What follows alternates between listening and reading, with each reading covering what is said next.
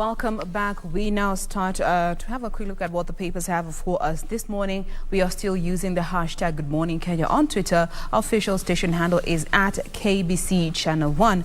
I start you off with the Daily Nation, the main read concerning the gubernatorial debate that took place last night. Here they go on to term it as fireworks at Sakaja Igade City face-off. Them alongside the four others that were also in the first half of this debate.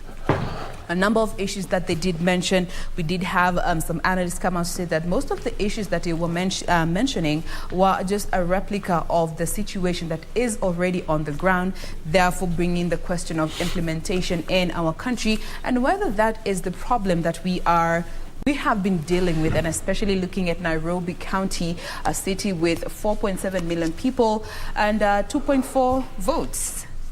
What will be the way forward for Nairobi? I'll be giving you more details just to let you know some of the major points that were highlighted by this gubernatorial candidates. Away from that, TIFA poll, the latest that was conducted between the 25th of June through to the 28th. This new poll shows that Azimio presidential candidate maintains a lead over Kenya Kwanza flag bearer, but the latter claims that the survey was rigged against him, saying that the huge number of undecided voters could still, however, be the ultimate breakers of the stalemate, but maintains that the latest polls were rigged against him. Those are the two main stories that have been featured here on the front page of the Daily Nation. I will be delving deeper on some of the other significant stories that will also be captured on this particular daily. But before we do that, let me quickly come to you, Victor, to just have a run through of the front page of the Star. All right, and still on the front page, it's about election and opinion polls. Raila, DP Ruto, neck and neck as race tightens. Raila, DP Ruto, neck and neck as race tightens. There is a chance neither of the two leaders would win in the first round. That is a story here. And on the front page, it says that Raila has 46.2%. William Ruto coming closely, number 2 at 45.3%. And George Wajakoya of Roots Party at 5%.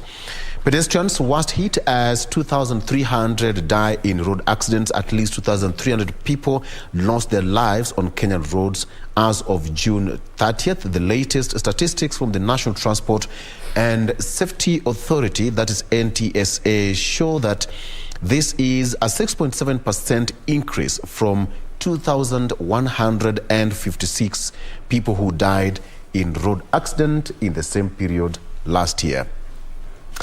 And finally here, ballot papers printing to end this week. That's according to the IEBC. The electoral agency has said that printing of all ballot papers except the presidential ones will be completed this week. This is IEBC, as the IEBC chair, Fletcher Bukati, asked the judiciary to fast-track petitions.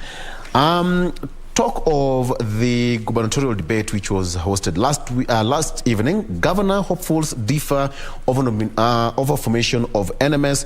Nairobi gubernatorial candidate Kenneth Nyamwamu of United Progressive Alliance on Monday differed with his rivals over the establishment of Nairobi Metropolitan Services to run the county. Nyamwamu said that it's not democratic and they need an elected leaders to run the county. And this is something that members of the public should be much aware of because of NTSA data, which says that for 6 months of this year alone, 6.7% of people, there was a rise in fatalities on road accidents, and we have to be very much careful. And finally, Raila, Ruto, neck and neck as race titans. This according to the TIFA opinion polls. Raila still leading the pack with 46.2% and DP Ruto with 45.3%. Doreen, as you pick it, let's just briefly on this issue of road accidents which was carried out by NTSA. What's your take on this one? I think we had this conversation sometime last week, and yes. Largely what we said is that it's also a fault on pedestrians. Why I say that is because just to sometime around mid last year, where we had a very gruesome accident along Outer Ring Road, and this was just under a footbridge. Okay, that was basically under a footbridge. So yes, it could be a problem with the pedestrians, as I say, but also there's a part for the state to play. Why I say the state is because, again, when you look at most of these roads that particularly have been recently constructed in terms of expansion, yes, a good number of them also lack the NMT. That is an unmotorized transport system, particularly Likoni Road, so to speak. This is one of those roads that has just recently been expanded, but they're still working on the unmotorized transport system, which is essential for both pedestrians and the cyclists, because it just simply means when you have such a wider road, then it's very important to also have a designated area for both pedestrians and for both cyclists. Now, again, much as you talk about that recent report, also there's another one that shows, in fact, Outer Ring Road is one of the killer roads that has been marked. I think it's the first, if I'm not wrong, and this is in the whole country and even beyond. You can imagine, and that is just the latest highway to be constructed and expanded. And even at that, it has a total of 11 footbridges, but still remains a killer road. Si driver naniona. Atanigonga kwa nini? Na akinigonga si atanilipa. It's a big problem. Kama utakufa, gosh. I mean, we need to take it seriously. Regina, that's the attitude there. I mean, it's true. It's a big problem. But you know, this also goes to what Doreen had mentioned about the state's responsibility in ensuring that they communicate some of these things. Just a good example is the expressway. It is meant to to cut down the travel between from the airport to the CBD, to Westlands. And there wasn't a speed limit that was put there because the powers that be assumed that those that will be using this road would be responsible enough to know that, you know, if you're speeding, you know, to be careful. But what have we seen in the last, let's say, 3 weeks? PSVs were not initially allowed to use the expressway, but they were using it. And most of the pedestrians were happy. I mean, taking an hour from Lolongo to the CBD, being cut down to maybe 20, 30 minutes, they were happy about that. But what happened? We had accidents. You see? Personal responsibility. I mean, and I don't think even many people understand this rule of if you are a pedestrian and you are hit by a vehicle within 100 meters of a footbridge, there's no case there. The responsibility is on you. There's no case at all. At all. It's a concerted effort. Needs to be. Anyway, let's come to the PD, and we start off with what is set to happen tomorrow. That is at Parliament buildings, and MPs are now recalled to debate the contentious Huduma bill.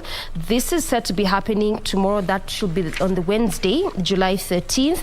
Top of the agenda is consideration of the Huduma bill and county government's additional allocations bill of 2022. So in a notice to all members, that is members of the National Assembly, the National Assembly Speaker, Justin Muturi, said this particular special sitting was approved on request of leader of majority Amos Kilmunya. So this is set to be happening tomorrow, much as you know, the MPs had closed, but this is set to be happening tomorrow as they have been recalled for that purpose. Away from that, the state is now in a new drive to tackle teen pregnancies as well as HIV infection. That in a recent report, it shows that the numbers are continuing to rise, particularly in our country.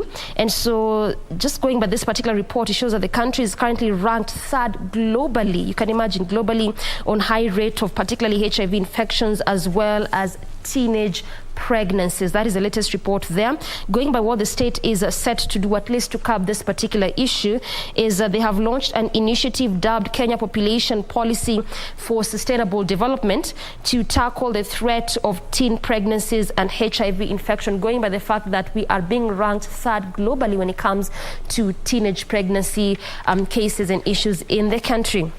Now, Ruto Raila trade barbs over register. Again, still the ongoing turf between use of digital and manual register. Remember that IEBC so far has continued to insist that the primary mode of identification will still be the digital way, much as we have the Azimio faction really requesting, so to speak, and just saying that it is important to equally have the manual register just as a backup. But IEBC has extensively explained why the digital register will be their primary form of identification, and if that fails in any case, then the alphanumeric form is what they will resort to, simply meaning that you just present a copy of your ID and they'll use that in terms of your identification. So in essence, if everything fails altogether, at that point is where they might just use the manual register. That is what the IEBC has said there. So again, clearly just saying that digital register is their primary key and mode of identification of voters.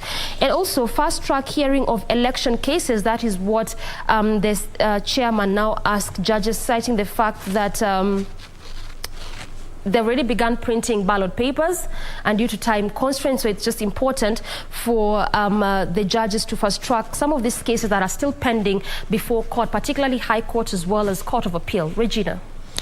Well, now the front page reads similar, with take-homes from that particular debate that took place yesterday, as well as the results of the TIFA polls there that have indicated that it is quite a neck-to-neck race.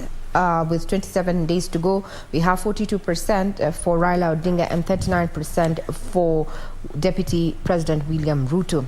So just to take you through, or rather skim through, in as far as this particular paper is concerned, we already have elected leaders. Who am I talking about? I'm talking about IEBC gazetting the election of Beatrice Kimei as woman rep. Now, the former high school teacher has been duly elected under UDA, because that position is totally uncontested.